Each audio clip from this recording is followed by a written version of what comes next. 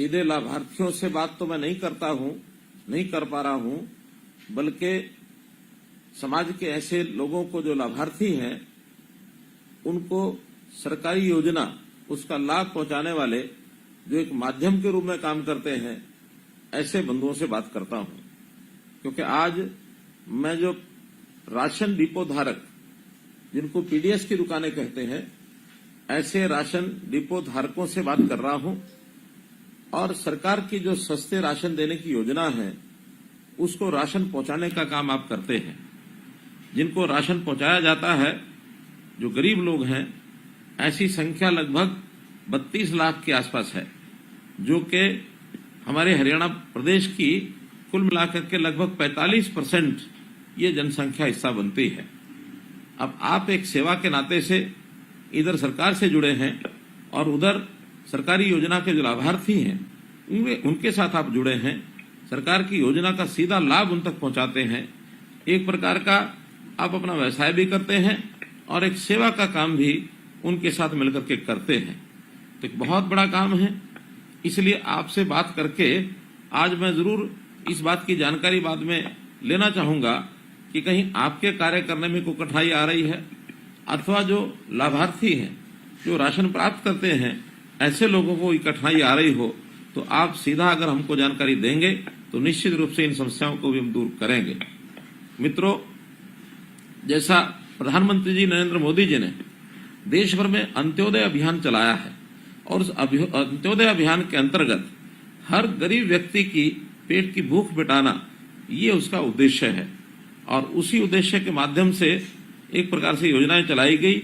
और मैं यदि कोविड-19 जो महामारी फैली थी उस समय की अगर चर्चा करता हूं तो दरिद्र नारायण को जो भी सहायता आपके माध्यम से दी गई, बहुत बड़ा काम प्रधानमंत्री गरीब कल्याण अन्न योजना के माध्यम से वो किया गया और सब लोगों ने उस समय आपकी भी सराहना की, मोदी जी की भी सराहना की, सरकार की भी सराहना की। अब ये काम हम लोग जो कर रहे हैं ये आज से नहीं है, ये आजादी के समय से चल रहा है और आजादी के समय जैसी इसकी जरूरत हुई थी उस समय शुरू किया गया था। उस समय थोड़ा प्रकारांतर से कुछ काम ऐसे थे जो हम सीधा करते थे। आज युग बदल गया है, टेक्नोलॉजी ने भी उसका सहारा लिया है। उस समय राशन हमारे पास पहुंचता था, राशन लेने वाले आते थे, बहुत से लोगों को उनकी शिकायत होती थी कि हमको राशन नहीं मिला, हमको राशन कम मिला, हमारा राशन कोई और ले गया, हमारा राशन कार्ड कट गया। ऐसी बहुत सी चीजें ये सब होती थी। पुराने राशन कार्ड उनके अंदर सदस्य बढ़ाना, सदस्य कम करना ये भी आसानी से होता नहीं था। तो ये सब चीजें हमारे माध्यम से ही होती थी, लेकिन अब टेक्नोलॉजी के माध्यम से ये सब चीजें बहुत सरल हो गई हैं, बहुत आसान हो गई हैं। पहले हम अपने रजिस्टर रखते थे, उसके अंदर सब कुछ लिखना होता था और कभी भी उसका जो जांच करने वाले लोग आकर के जांच करते थे। लेकिन आज सब चीज एक प्रकार से ऑटोमेशन के माध्यम से ऑटोमेटिक हो गया है। हमको पीओएस की मशीनें मिल गई हैं और पीएस की मशीन के माध्यम से ही हर व्यक्ति का, कार्ड धारक का हिसाब रखा जाता है कि कितना राशन उसने लिया है, कितना नहीं लिया है। यदि इस महीने कोई व्यक्ति राशन नहीं ले जा सका है तो अगले महीने शेष बचा राशन भी वो ले जा सकता है।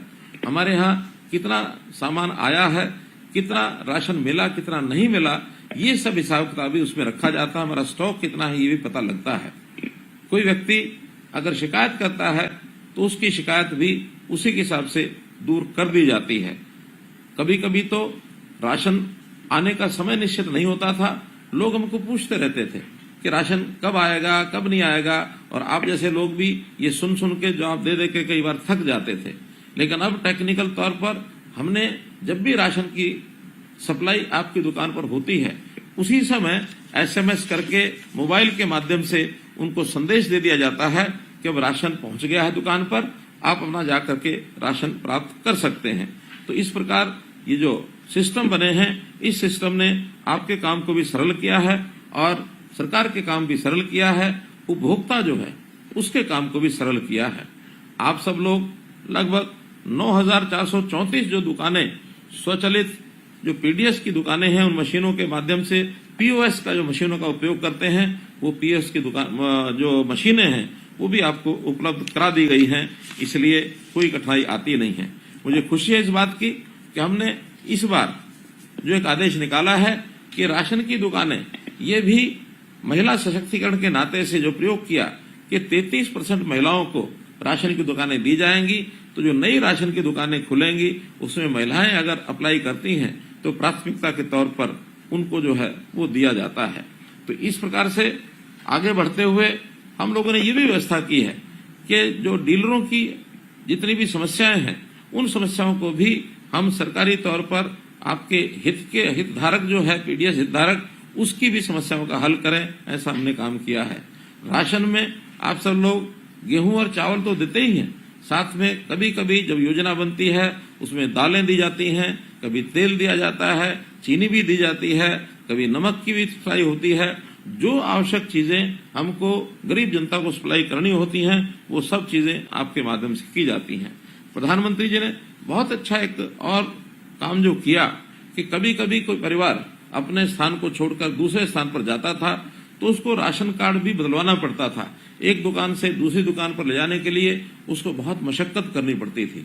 लेकिन पूरे देश भर में प्रधानमंत्री जी की योजना अनुसार एक राष्ट्र एक राशन कार्ड, इस योजना को चलाया ताकि कोई व्यक्ति राशन कार्ड कहीं भी किसी भी दुकान पर ले जाकर के राशन लेना चाहता है तो वो ले जाकर अपना राशन ले सकता है, किसी को भी कठिनाई नहीं आती है। और मैं विश्वास करता हूं कि आपने भी किसी भी व्यक्ति को, चाहे कहीं और प्रदेश का या किसी और स्थान का आपके पास आया होगा, निश्चित रूप से आपने उनको राशन दिया होगा।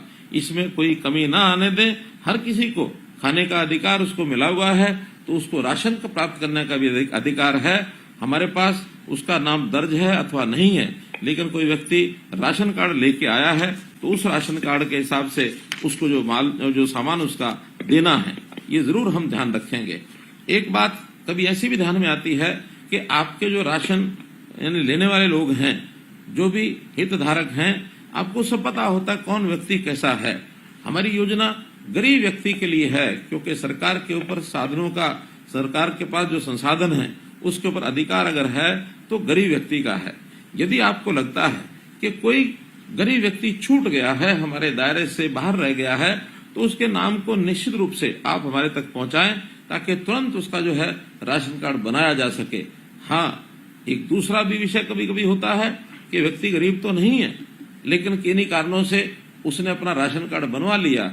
वो अगर राशन लेकर के जाते हैं तो निसंकोच आप वो भी बताइए, हम उस व्यक्ति को भी समझाएंगे, उसकी जानकारी भी लेंगे, उसके जो आय होती है उस आय के भी हम उसके तथ्य जांचेंगे। तो उनको कहेंगे कि एक गरीब आदमी का अधिकार किसी मध्यम वर्ग के या किसी ऊंचे आय वर्ग के व्यक्ति को उसको नहीं लेना चाहिए। हमने तो अपनी ओर से एक बहुत बड़ी सुविधा की है। देश भर में आज जो बीपीएल है उसकी आय सीमा 1,20,000 रुपया वार्षिक है। हमने उसको बढ़ा करके पहले से ही 1,80,000 रुपया वार्षिक कर दी है। तो इस नाते से भी बड़ी संख्या में राशन कार्ड हमने पिछले दिनों बनाए। लगभग 12.5 लाख राशन कार्ड जनवरी 2023 में एक क्लिक के ऊपर हमने बनाए थे। इसलिए अब ये कोई शिकायत नहीं कर सकता कि मेरे आय मेरी कम है फिर भी मेरा राशन कार्ड नहीं है। हमने अपनी ओर से पूरा प्रयत्न किया है। फिर भी आपके माध्यम से यदि हमको जानकारी मिलेगी तो निश्चित रूप से इसका भी हम हल निकालेंगे और हम उनको राशन देने की व्यवस्था ये सारी पूरी करेंगे, आपके माध्यम से करेंगे।